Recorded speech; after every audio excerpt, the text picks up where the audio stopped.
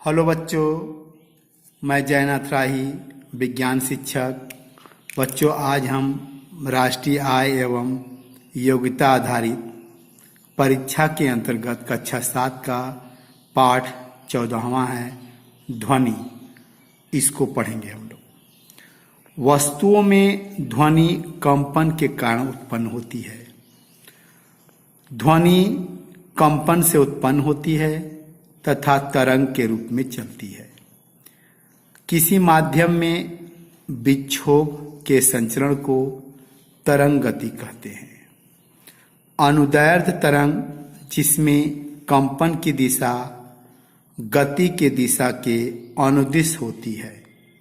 अनुप्रस्थ तरंग, जिसमें कंपन की दिशा गति के दिशा के लंबवत होती है। कंपन करने वाली वस्तु द्वारा एक कंपन में लगे समय को आवर्त काल कहते हैं। प्रति सेकेंड किए गए कंपनों की संख्या उसकी आवृत्ति कहलाती है। इसका मात्रक एसआई में क्या होता है? हर्ट्ज होता है। कंपन करती हुई वस्तु का अधिकतम विस्थापन आयाम कहलाता है। किसी वस्तु में उत्पन्न कंपनों का आयाम जब अधिक होता है तो उत्पन्न कंपनों की प्रबलता भी अधिक होती है। उच्च तारत्व वाले ध्वनि की आवृत्ति उच्च होती है तथा निम्न तारत्व वाले ध्वनि की आवृत्ति निम्न होती है। बिल्ली के आवाज की आवृत्ति तारत्व, कुत्ते के भौंकने की आवृत्ति तारत्व से अधिक होती है।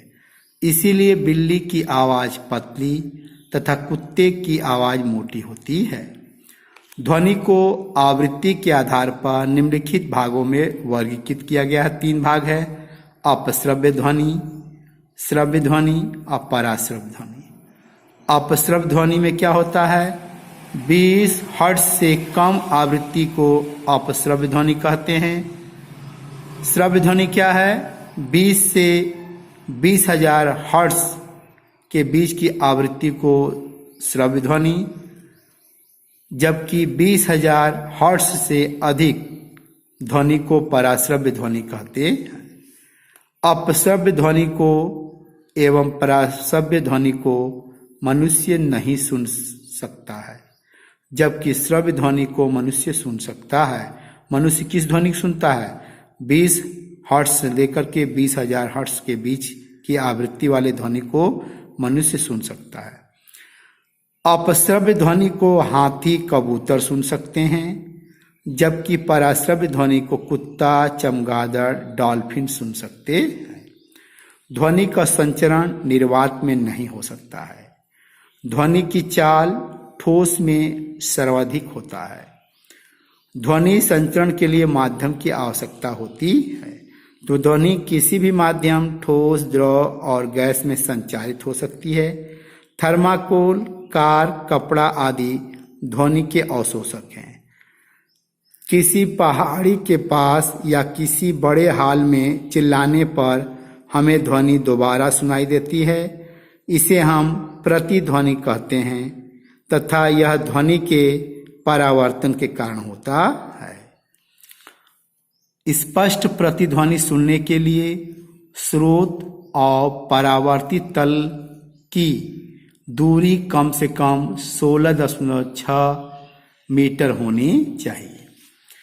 किसी उचित परावर्तक तल जैसे घाटी है, ऊंची इमारत के सामने ध्वनि उत्पन्न करने के बाद ध्वनि स्रोत को बंद कर देने पर परावर्तक तल से बार बार परावर्तित होने से ध्वनि का प्रभाव कान पर काफी समय तक बना रहता है।